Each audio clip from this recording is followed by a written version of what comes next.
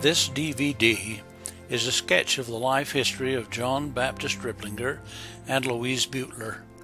It was made in July 2014 by Asa J. Drake and Stephen Drake, a grandson and great-grandson, from written histories and family photos. The DVD is made for the Ripplinger reunion, hosted by the family of John and Louisa's daughter Gertrude, who married Asa M.B. Drake. If we don't document history, it will be lost. We as progeny have been blessed far beyond our comprehension because of the decisions made long ago by our forebears.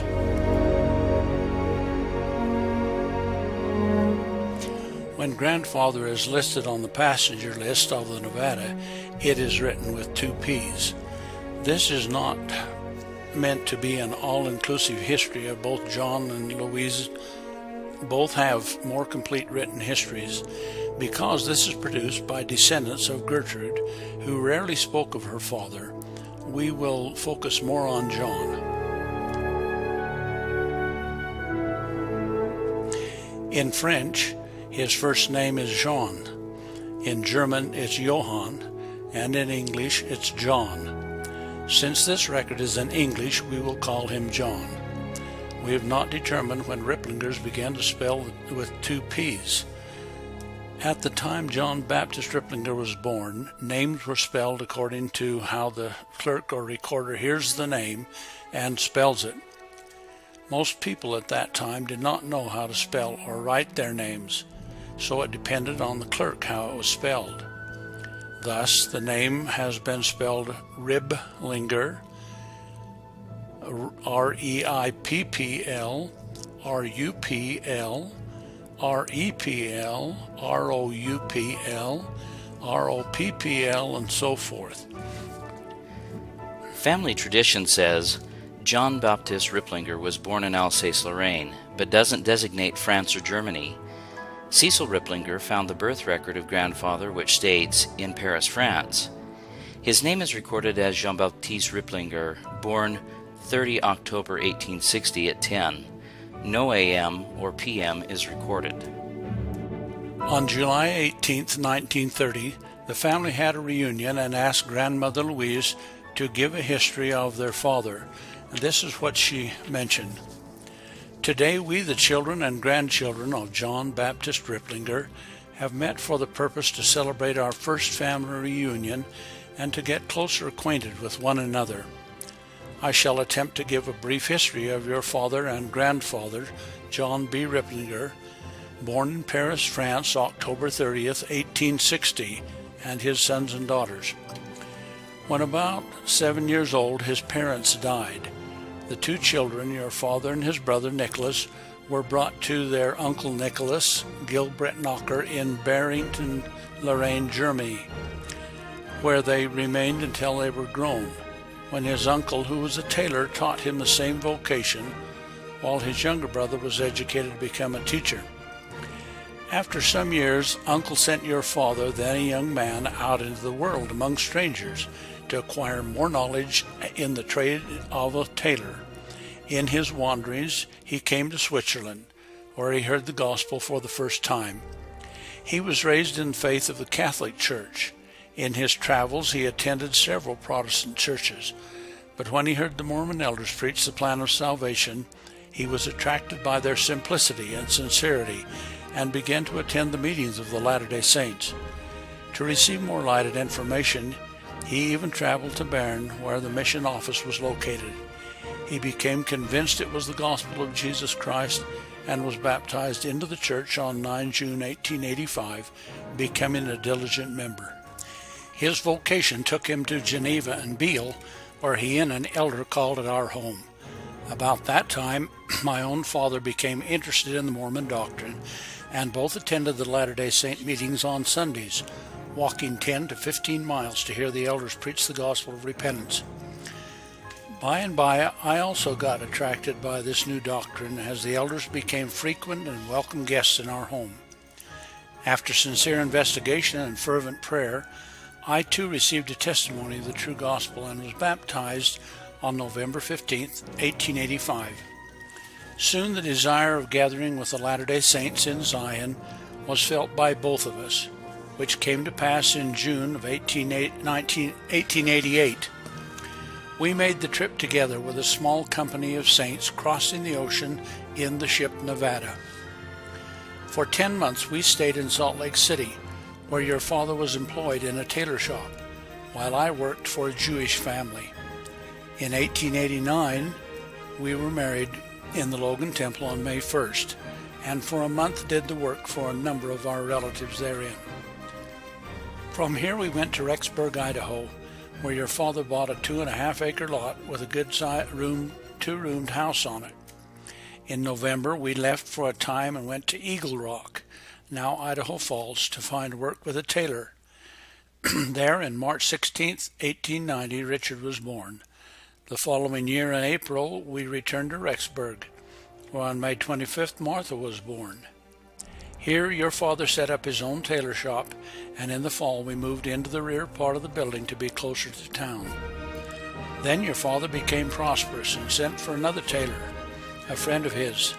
On October 20th of 92, Henry, our third child, was born, and we felt the necessity to move back to our original home out of town, which was nicely remodeled, and the tailor with his wife moved into the vacated room.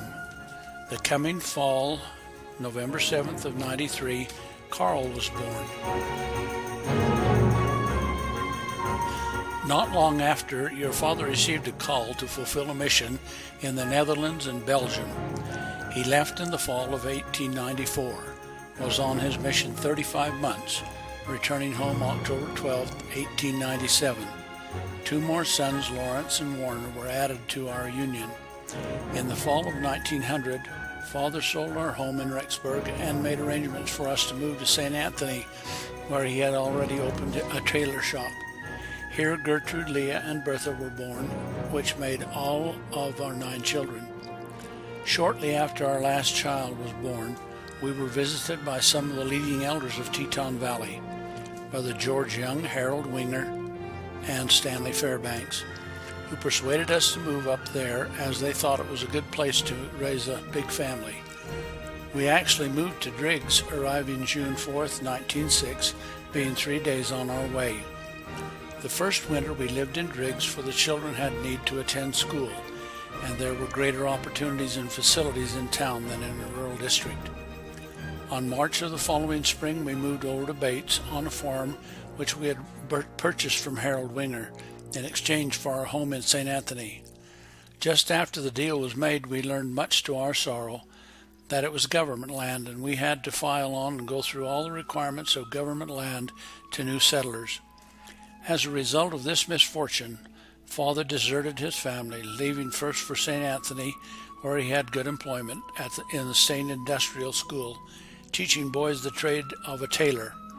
Leaving St. Anthony, he led a transient life, returning from time to time for brief visits.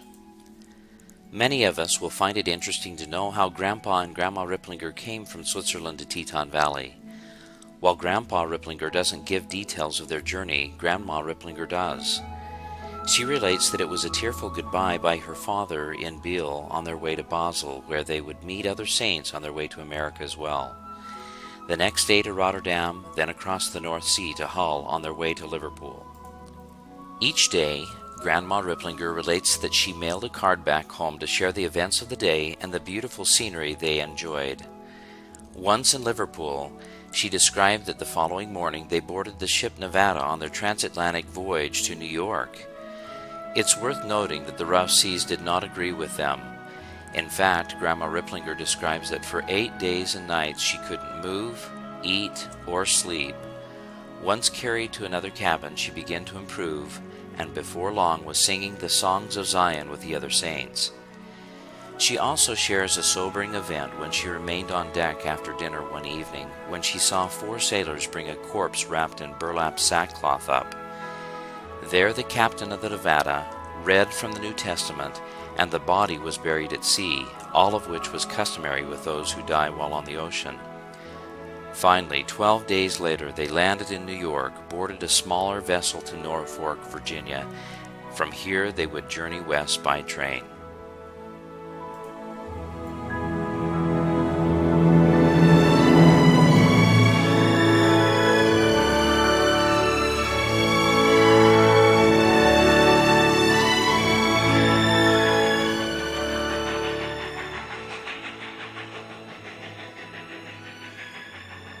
We soon found ourselves speeding through the Appalachian mountain range with its beautiful changing mountain scenery. After leaving the mountains, we passed through fertile forests over trestlework into the lowlands of the Mississippi River. Once across the great Mississippi River, she further continues, we saw prairies, desert, and more forest where we picked huckleberries along the track while the engine was supplied with water. As we neared Denver, the landscape changed.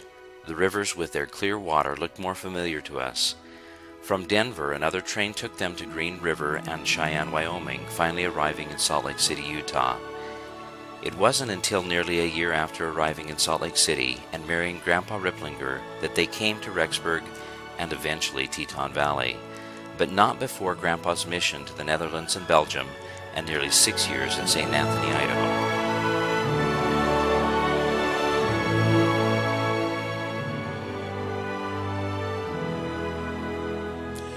That's all that grandmother gave that day. The rest is things which we have made comments on.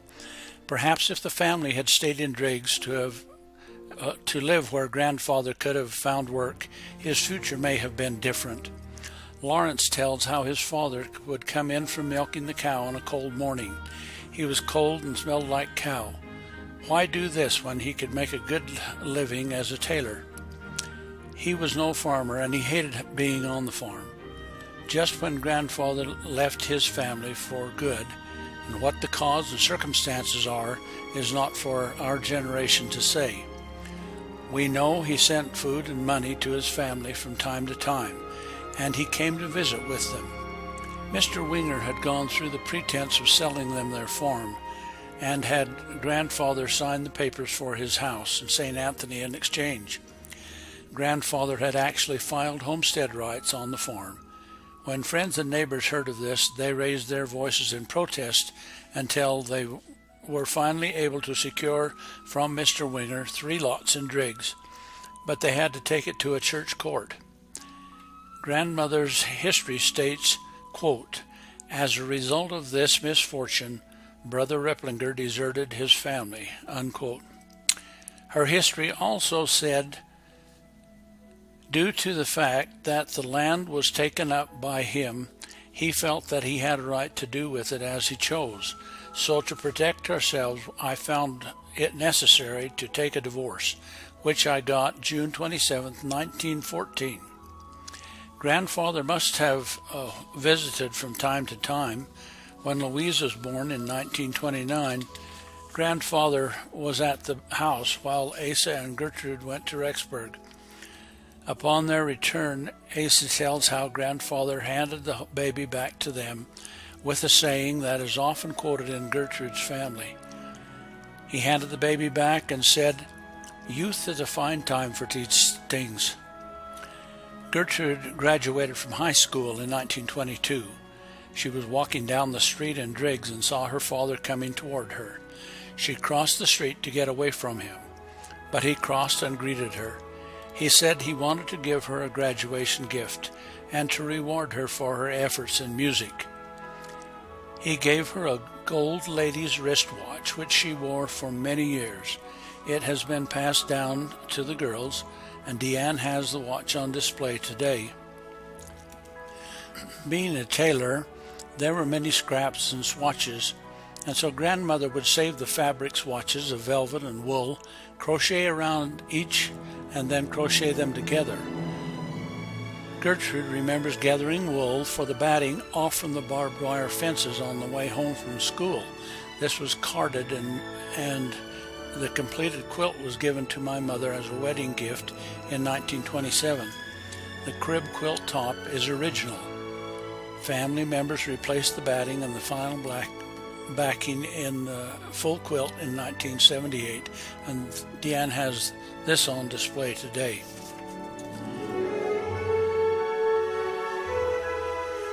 We'll close with two poems given by Warner. Exiled. But does anyone forget how to assess these gleaming frontiers while the mind lies fallow? These broad smiling fields are now green with our morrow's nourishment. Against them we pitted our generation's strength as we walked harnessed in the damp brown furrow. In May we planted our prayers, a litany of hope deferred. In October our reckoning was in red ink. Meadowlarks trilled their intricate notes were our threatening of privation. The bitterns booming, a bassoon pressed to our lips. From the cattle and horses we learned sex. When the purple congregation of clouds, like collapsing umbrellas, burst upon us, when thunder rattled in our throats, and zigzag lightning split our hearts, we remained inescapably rooted to the soil. Winter's white clenched fist straightened our fingers into icicle spears, while under 10-foot snowdrifts we tunneled silent paths to watering places. Our eyelids were pressed into round, bitter tears, straining against encircling mountains. Only in the season when red huckleberries stained our hungry mouths did we forget restricting horizons. How swiftly our youth flashed by in the upward leap of the river trout. Scarred with alkali, strangled with sagebrush, quivering flesh raw with primitive lacerations, with pulses quickened and breath hot with adventure, we at last broke down a hymn of freedom, but still not erased from the land. We are the harvest, stooping for winter. Warner Ripplinger. You could pray in English, German, French. In your craft, the best. Why did you fail? You deserted both your home and your tailor's bench. Were flesh and restless spirit much too frail? Once tipsy, you found your way to my small school, and I was cut in two, a shamefaced lad, who saw a stranger acting like a fool. And yet I long to claim you as my dad. Your birthday gift is stitched in living thread. The debt I owe you, memories away. I scan your life so grievously misread. If only I could speak to you today. Throw wide the curtains, let in the light. In this broken circle your halo does not shine. But yonder, where you disappear from sight, I swear your clothes are cut the same as mine. Life's struggle made each family member strong. And so, grandfather, whatever your strengths or failings, you and grandmother Ripplinger have given us a wonderful heritage. Members of your family often felt poor and of little worth, but each family member became clearly successful in their own way. Thank you.